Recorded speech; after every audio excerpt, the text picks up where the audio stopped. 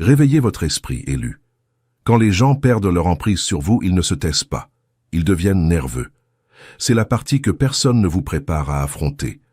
Pas la confrontation, pas la trahison, pas même l'isolement. C'est l'instant où vous réalisez que les personnes qui se comportaient autrefois comme des intouchables vous observent soudainement comme si vous étiez la variable imprévisible dans une pièce remplie de résultats planifiés. L'énergie se transforme. Les conversations prennent une tournure différente. Les sourires arrivent une seconde trop tard. Et vous le ressentez. Quelque chose a dévié du scénario prévu. Voici une réalité que la plupart des gens négligent. Les groupes qui s'appuient sur le secret et l'influence s'effondrent le plus rapidement quand leur cible cesse d'être émotionnellement accessible. Non pas quand ils sont exposés, non pas quand ils sont ouvertement contestés, mais quand la personne dont ils se nourrissaient se détache et retrouve son autorité intérieure. Les structures de pouvoir fondées sur la manipulation ne craignent pas la confrontation. Elles craignent l'indépendance, parce que l'indépendance ne peut être négociée, menacée ou ramenée par la culpabilité. Ce qui rend cette histoire troublante, c'est qu'il n'y a eu aucun affrontement spectaculaire, aucune annonce fracassante, aucun discours de victoire, juste un individu qui refusait tranquillement de rester programmable. Pendant qu'ils s'affairaient à coordonner leurs réactions, vous reconfiguriez l'intégralité de votre système intérieur. Et c'est là que les choses ont commencé à devenir embarrassantes pour eux. Parce que rien ne terrifie davantage un groupe coordonné que quelqu'un qui ne réagit plus sur commande. Il y a aussi un élément presque comique dans tout cela. Les mêmes personnes qui se mouvaient autrefois comme une unité synchronisée ressemblent maintenant à une discussion de groupe où tout le monde tape mais personne ne sait quoi dire. La confiance a disparu. La certitude s'est fissurée. Vous n'avez pas élevé la voix. Vous avez élevé vos standards. Vous n'avez pas riposté. Vous vous êtes retiré. Et d'une façon ou d'une autre, cela a causé plus de dégâts que n'importe quelle confrontation n'aurait pu en provoquer. Ce n'est pas une histoire de domination des ennemis ou de jeu du héros. C'est ce qui se passe quand quelqu'un sort d'un piège psychologique sans demander la permission. Quand l'influence se tarit, quand la cible cesse d'être la cible et devient l'anomalie. C'est pourquoi ils sont mal à l'aise. Non pas parce que vous les avez attaqués, mais parce que vous êtes partis avec votre esprit intact. Premier point, vous ne les avez pas combattus sur leur terrain. Vous vous êtes retirés de leur économie d'influence. Ils pensaient que le pouvoir signifiait pression, bruit, coordination, nombre. Ils croyaient que si suffisamment de personnes pensaient la même chose de vous, parlaient de la même façon de vous, ou réagissaient à vous de manière synchronisée, vous finiriez par céder. C'était le champ de bataille qu'ils avaient construit. Engagement émotionnel, réaction constante, explication sans fin. Ce qu'ils n'avaient jamais prévu, c'était que vous en descendriez complètement, non pas en vous enfuyant avec fracas, non pas en faisant une scène, mais en refusant simplement et tranquillement de continuer à alimenter un système qui ne fonctionnait que parce que vous y étiez présent. Leur influence reposait sur quelque chose de très simple. Votre énergie, votre attention, vos réponses émotionnelles. Chaque fois que vous ressentiez le besoin de vous défendre, de vous surexpliquer, de prouver vos intentions ou de corriger ce qu'ils avaient déformé, le système restait en vie. Vous l'alimentiez sans le savoir. Au moment où vous avez cessé de faire cela, la machinerie a commencé à se gripper. Plus de réactions à recycler, plus d'émotions à tordre, plus de points d'accès à exploiter. Et sans accès, leur soi-disant pouvoir est devenu théorique plutôt que réel. C'est là que la panique a commencé, parce que rien ne déroute davantage les manipulateurs que quelqu'un qui cesse de participer sans demander la permission. Vous n'avez pas contesté leur autorité directement. Vous l'avez rendue sans objet. Vous n'avez pas débattu du récit. Vous en êtes sorti. C'est une perte qu'ils ne peuvent pas remanier parce qu'elle révèle la vérité. Ils n'ont jamais été forts par eux-mêmes. Ils étaient importants parce que vous étiez là. Deuxième point, ils ont échoué parce que vous avez refusé d'intérioriser l'identité qu'ils vous avaient attribuée. Dès le début, ils avaient besoin que vous acceptiez un rôle, non pas parce qu'il était vrai, mais parce qu'il était utile. Chaque groupe manipulateur survit en décidant qui sont les gens avant que ces gens ne décident par eux-mêmes. Vous avez été présenté comme le problème, le mal adapté, l'instable, le difficile, celui qui ne comprend pas. Aucune de ces étiquettes n'était accidentelle. C'étaient des outils. Une fois qu'une étiquette colle, tout ce que vous faites est filtré à travers elle. et soudainement vous vous défendez au lieu de vivre votre vie. Ce qu'ils attendaient, c'était une érosion lente, un peu d'autodoute ici, une remise en question là. Peut-être que vous commenceriez à ajuster votre comportement pour paraître plus acceptable. Peut-être que vous réduiriez certaines parties de vous-même pour éviter les frictions. C'est ainsi que fonctionne la capture identitaire. On ne vous force pas dans une boîte. On vous pousse doucement à y entrer de vous-même. Mais vous ne l'avez pas fait, et ce refus a brisé toute la stratégie. Au lieu de vous battre contre les étiquettes, vous ne les avez simplement pas portées. Vous ne vous êtes pas réveillé chaque jour en essayant de réfuter ce qu'ils disaient. Vous n'avez pas gaspillé votre énergie à corriger leur version de vous. Vous avez tranquillement fait le point sur vous-même et réalisé quelque chose d'important. Les personnes qui vous définissaient n'avaient aucune autorité réelle sur votre vie intérieure. Une fois que cela a été clair, les étiquettes ont cessé d'adhérer. Les mots n'ont de pouvoir que lorsque vous acceptez qu'ils vous décrivent. C'est là que leur emprise a glissé, parce que le contrôle dépend de l'intériorisation. Ils avaient besoin que vous croyiez leur histoire sur vous, ne serait-ce qu'un peu. Une fois que vous avez cessé de vous mesurer à travers leur prisme, leurs opinions ont perdu de leur poids. Vous pouviez entendre les rumeurs sans les absorber. Vous pouviez observer le comportement sans le personnaliser. Et quand cela se produit, la manipulation n'a nulle part où atterrir. Ce qui les a effrayés n'était pas la défiance. C'était votre neutralité. Vous n'essayiez pas de prouver que vous étiez bien. Vous n'essayiez pas de montrer que vous aviez raison. Vous saviez simplement qui vous étiez. Et cette connaissance n'avait pas besoin de témoins. Ce genre de définition de soi ne peut être négocié, menacé ou réécrit. Ils ont perdu parce qu'ils se battaient pour le contrôle d'une identité que vous aviez déjà reprise. Troisième point, ce qui les a le plus terrifiés n'était pas votre résistance, c'était votre clarté. Ils prospéraient dans la confusion. Leur pouvoir dépendait de frontières floues, de demi-vérités et de réactions imprévisibles. Ils comptaient sur l'hésitation, la culpabilité et le doute. À l'instant où vous avez agi avec clarté, ils ont perdu leur avantage. Ils n'avaient pas peur parce que vous disiez non ou que vous repoussiez. Ces choses, ils pouvaient les gérer, voire les anticiper. Ce qui les a ébranlés au plus profond, c'est que vous pouviez voir les mécanismes de leur jeu et opérer en dehors. Vous ne réagissiez pas émotionnellement. Vous ne deviez pas. Vous n'alimentiez pas le récit qu'ils avaient passé des mois à construire. Vous fonctionniez depuis un endroit qui n'offrait aucune ouverture à la manipulation. La clarté ne brise pas seulement le contrôle, elle l'expose. Une fois que vous avez compris leur motivation, leur méthode et ce dont ils avaient besoin de vous, chaque tactique qu'ils déployaient perdait son impact. Leurs murmures, leurs alliances mises en scène, leurs petites piques subtiles. Rien n'atterrissait plus. Ils n'étaient plus invisibles, mystérieux ou intouchables. Vous avez percé le théâtre à jour, et ce genre de vision est terrifiant parce qu'il ne peut pas être négocié. Il n'y a pas de place pour les mensonges ou les illusions quand quelqu'un opère avec ce niveau de compréhension. Encore plus, la clarté est contagieuse.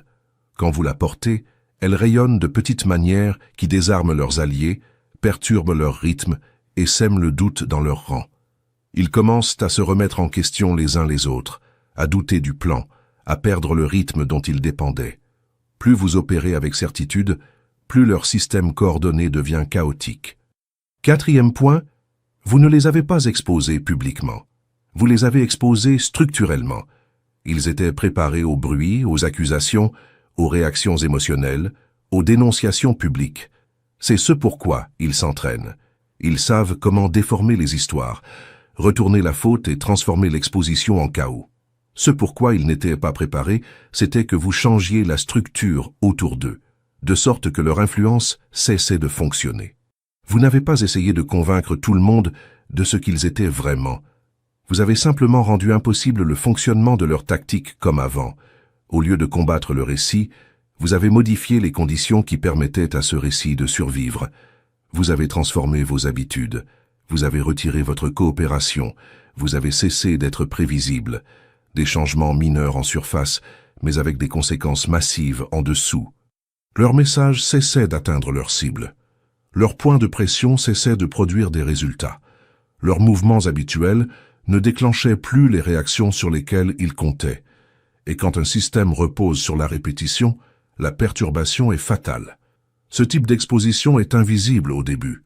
De l'extérieur, il semble que rien ne s'est passé, mais à l'intérieur de leur monde, tout commence à dysfonctionner. Les personnes sur lesquelles ils s'appuyaient commencent à hésiter.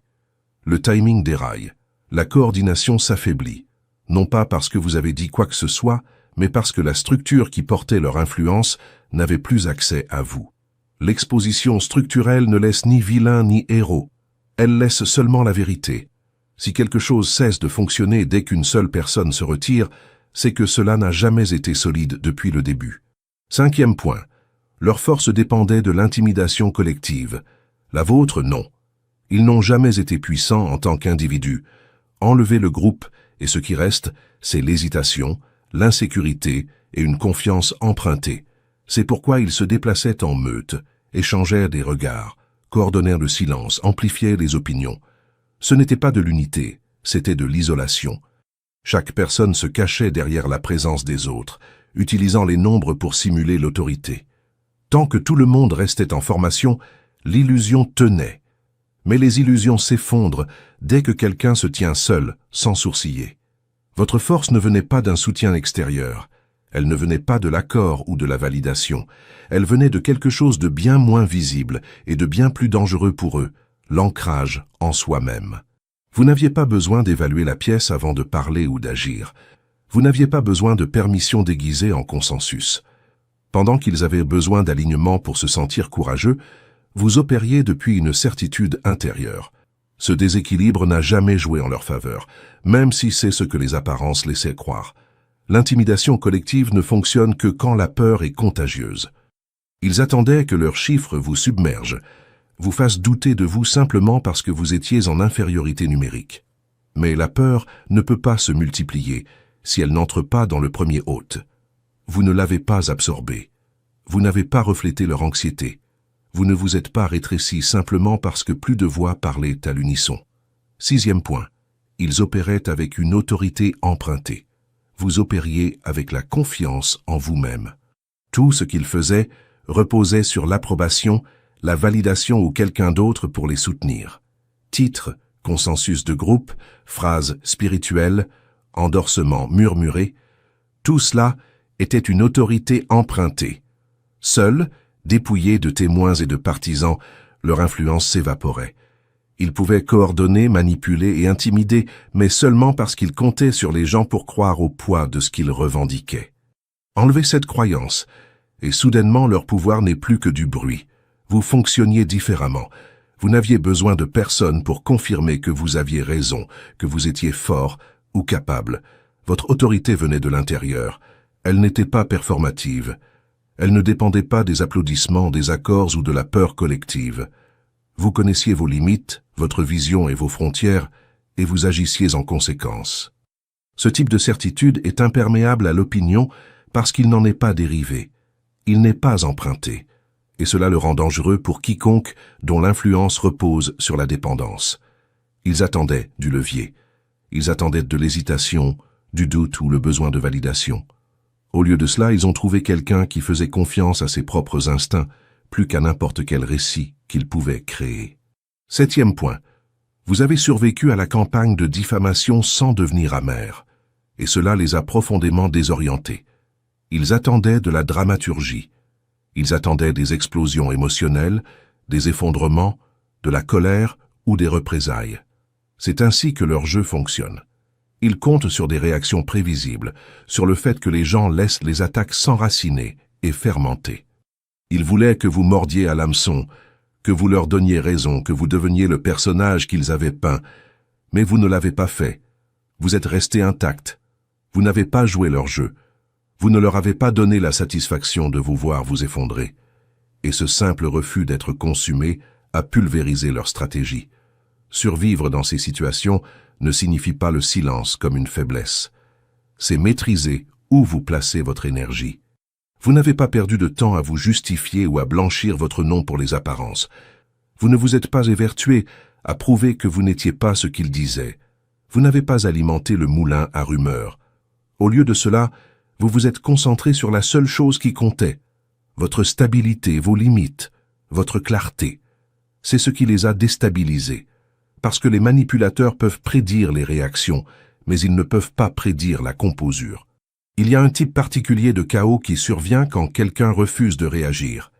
Ils commencent à se remettre en question, à se demander si l'histoire fonctionne, à essayer de reprendre le contrôle. Votre calme n'était pas passif. C'était une résistance active. 8e point, vous avez compris que chaque attaque ne nécessite pas une réponse. La plupart des gens pensent que le pouvoir vient du fait de se prouver, de défendre chaque offense ou de corriger chaque histoire. C'est exactement sur quoi comptent les manipulateurs.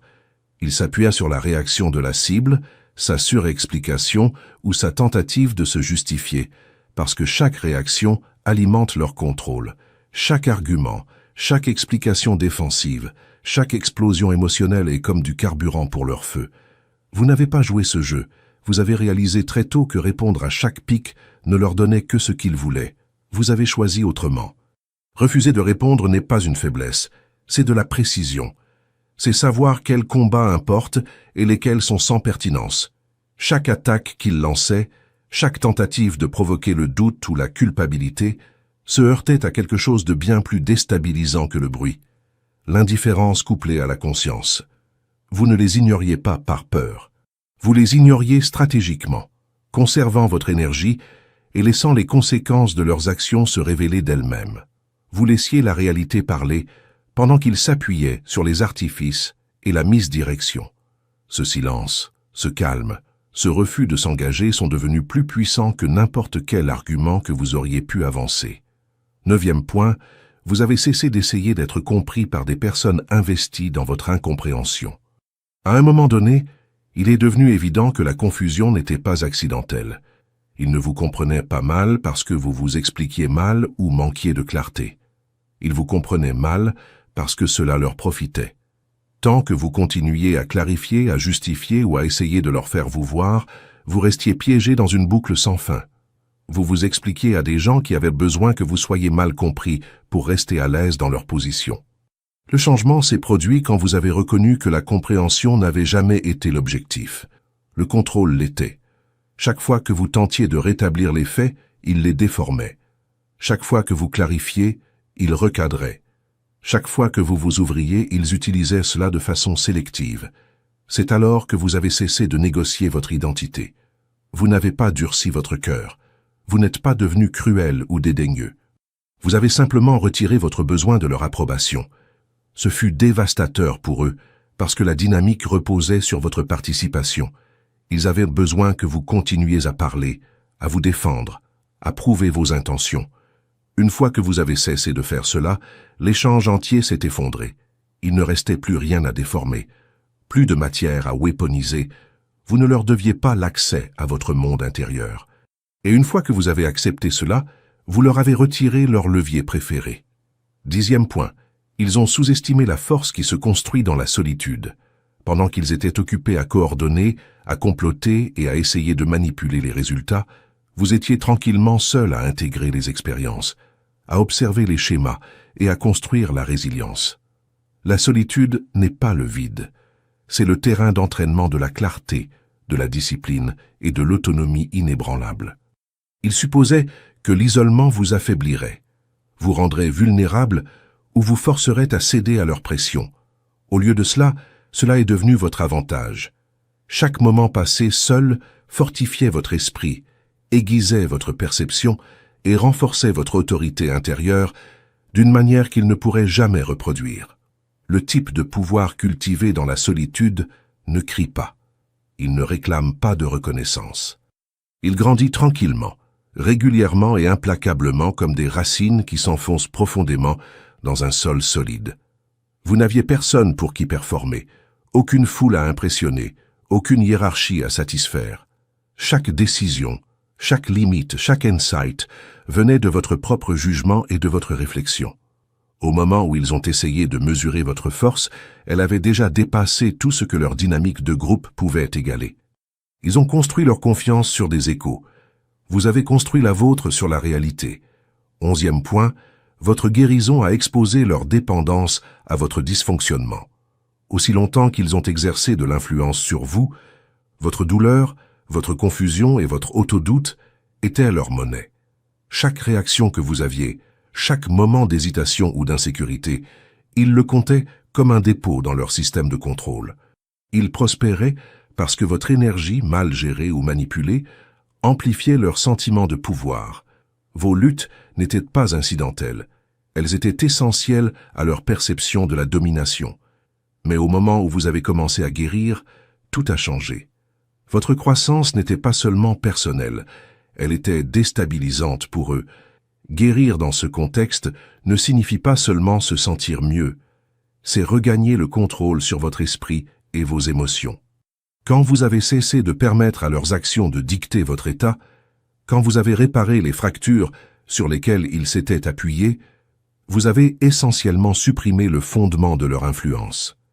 Ils ne faisaient pas face à un vous plus fort dans un sens physique. Ils confrontaient quelqu'un dont l'équilibre intérieur ne pouvait être touché, tordu ou exploité. Cette réalisation est terrifiante pour quiconque dont la stratégie dépend du déséquilibre d'autrui. Votre rétablissement a également révélé à quel point leur système était fragile. Ils opéraient sous l'illusion que leur pouvoir était inhérent, que leur coordination et leur manipulation étaient invincibles. Mais ils n'étaient pas forts, ils étaient soutenus par vos vulnérabilités. 12e point, ils ont peur parce que vous ne les avez pas remplacés. Vous les avez dépassés. Toute leur stratégie dépendait de vous garder à portée, à l'intérieur du récit qu'ils contrôlaient. Ils supposaient que le conflit ne pouvait être résolu que si vous restiez à leurs conditions, si vous demeuriez visible dans leur orbite, si vous restiez engagé dans la danse qu'ils avaient chorégraphiée. Ce qu'ils n'avaient pas anticipé, c'est que vous n'aviez pas besoin de les combattre, de vous prouver ou de remplacer leur présence par autre chose. Vous ne vous êtes pas élevé au-dessus d'eux pour montrer votre domination. Vous vous êtes élevé au-dessus d'eux en allant au-delà de leur pertinence entièrement. C'est bien plus déstabilisant que n'importe quelle confrontation ne pourrait jamais l'être. Dépasser quelqu'un est subtil, mais absolu. Cela ne nécessite ni drame, ni confrontation, ni explication. C'est un changement d'échelle, de perspective et d'énergie. Vous n'avez pas besoin de prouver que vous êtes différent ou meilleur. Vous cessez simplement de fonctionner au même niveau d'influence. Vous cessez d'être disponible pour leurs tactiques. Vous cessez de participer aux attentes qu'ils ont établies et soudainement tout ce sur quoi ils comptaient pour se définir, maintenir le contrôle ou se sentir efficace ne fonctionne plus. Cela crée un type de peur qu'ils ne peuvent pas calculer parce qu'il ne s'agit pas de représailles ou de corrections. Il s'agit d'absence. 13e point, vous avez prouvé qu'un seul individu ancré peut perturber un système covert entier. Leurs opérations reposaient sur la coordination, l'alignement et la prévisibilité. Chaque étape, chaque murmure, chaque geste subtil faisait partie d'un réseau plus large, conçu pour manipuler, contrôler et contenir. Ils supposaient qu'une seule personne pouvait être gérée, guidée ou neutralisée dans leur réseau. Que quelqu'un seul ne pourrait pas démanteler ce qu'il avait fallu un groupe pour construire. Ils avaient tort. Vous avez démontré que tout ce qu'il faut, c'est une seule personne ancrée dans la clarté. La confiance en soi et la discipline pour faire vaciller tout le système. Être ancré ne signifie pas une confrontation bruyante ou des gestes dramatiques. Cela signifie avancer avec intention, comprendre votre valeur et refuser de participer au script qu'ils ont établi. Chaque réaction prévisible que vous avez retenue, chaque limite que vous avez fait respecter, chaque action guidée par l'insight plutôt que par la peur, a rogné la structure dont ils dépendaient. Pour eux, cela devait ressembler à du chaos sans cause, parce qu'ils ne pouvaient pas retracer la perturbation à un seul moment. Ils ne voyaient que le démembrement. Les systèmes coverts prospèrent sur la dépendance. Ils survivent parce que les membres jouent des rôles, alimentent les récits des uns et des autres et maintiennent un délicat équilibre de peur, de loyauté et d'obligation. Mais un seul individu ancré interrompt le flux. 14e point, ils tremblent parce qu'ils savent que vous ne pouvez plus jamais être réduit.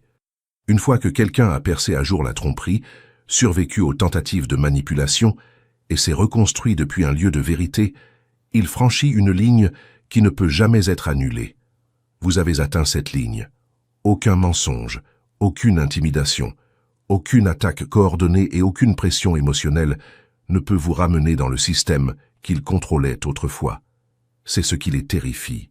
Ils font face à quelqu'un qui a transcendé les limites qu'ils supposaient infranchissables. Vous n'êtes plus un participant à leur schéma, et cette liberté est inattaquable. Ils s'appuyaient sur le contrôle, mais le contrôle ne fonctionne que si l'autre personne peut être contenue.